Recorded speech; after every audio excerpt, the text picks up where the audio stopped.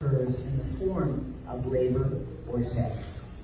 Men, women, and children are affected by human trafficking though the majority of reports involve young women between the ages of 14 to 30. The Cumberland County District Attorney's Office, and our DA is going to come up next, was the first DA office in Maine to dedicate an assistant district attorney to focusing on human trafficking in Cumberland County. With those opening remarks, I want to welcome everybody. Thank you for all that you do.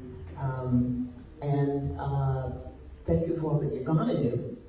Because for me, as an individual, the important part is making sure I'm aware of all the places I can refer to people to for help, and all the places I need to stay connected with in order to follow up and offer our commitment. So I'm going to turn this over to the DA, and thank you all for coming and for organizing this.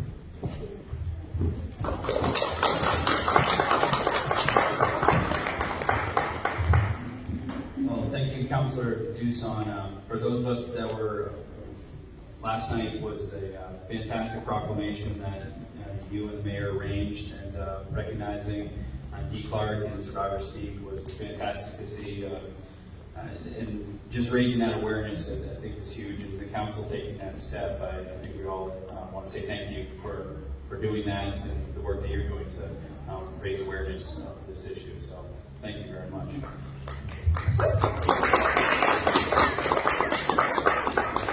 As Councillor Duson spoke about, I'm Jonathan Sarwick, the district attorney here in Cumberland County. Before being the district attorney, I actually was the assistant DA handling the human trafficking cases here in Cumberland County. We did start our HT unit back in, I think it was 2014. I took over in 2016. And immediately, one of the things that just still hits me is how much our community is involved with what's happening. And it's not something that was came into law by statute. It wasn't something that was pushed down on people. It came to be because of survivors, because of people willing to step forward and saying that this is an issue that we're having. Those of us in law enforcement, I'll be quite frank, we weren't aware of the problem going on until probably 7 years ago. And that's when it reared its very ugly face to us through an investigation that started as an assault, that then morphed into drug trafficking, and then we realized that it was actually human trafficking going on.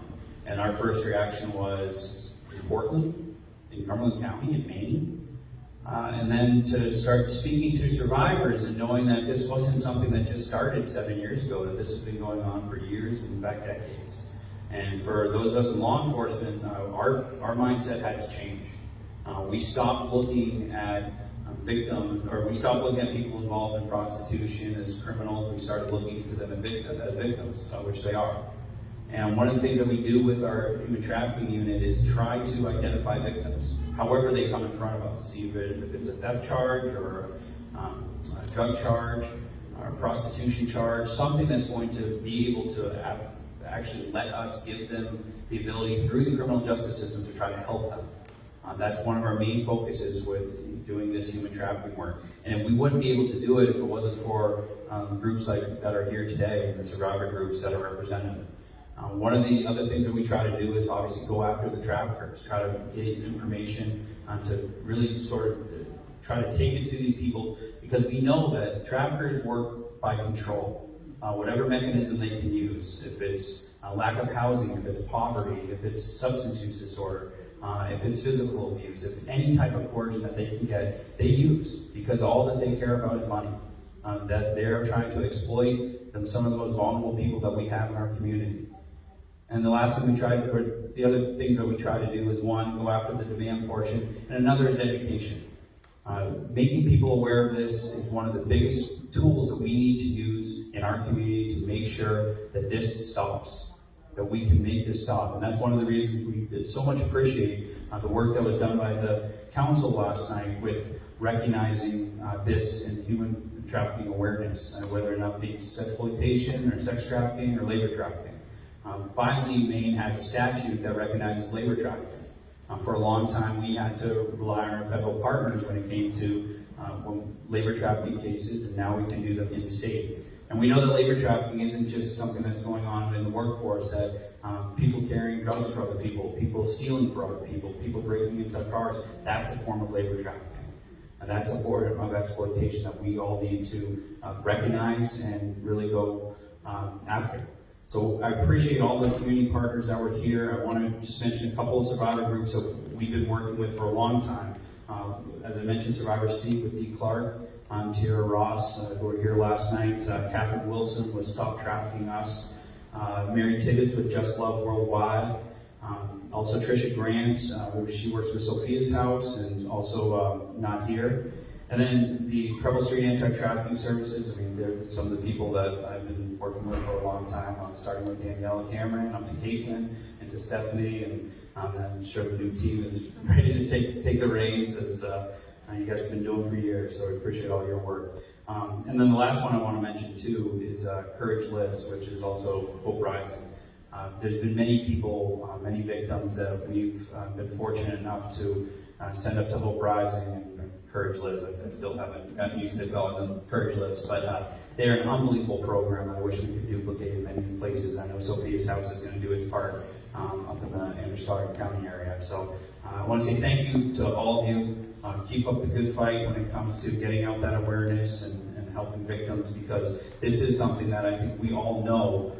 Once you hear about this, it really holds onto your heart, and it's tough to let go. So get out that awareness, tell people about what's happening, make people realize that this is an issue going on in Maine, because when we all can come back and battle this as a community, we're going to be able to beat this thing. So the last thing I just want to say too is I can represent a law enforcement side, but the people that have affected me the most when it comes to this fight are the survivors. The people who really have unfortunately been through some of the worst nightmare that any of us could ever imagine. And I always tell people is that you don't need to listen to me, you need to listen to survivors. You can listen to me, that's fine, but listen to the survivors, all right? So I appreciate people who are going to speak after me, and thank you very much for all your time.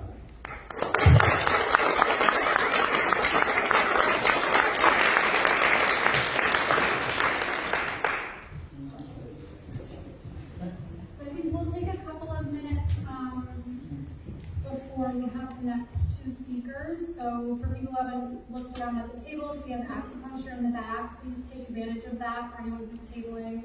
And in a couple minutes, we'll have two more speakers. Thank you.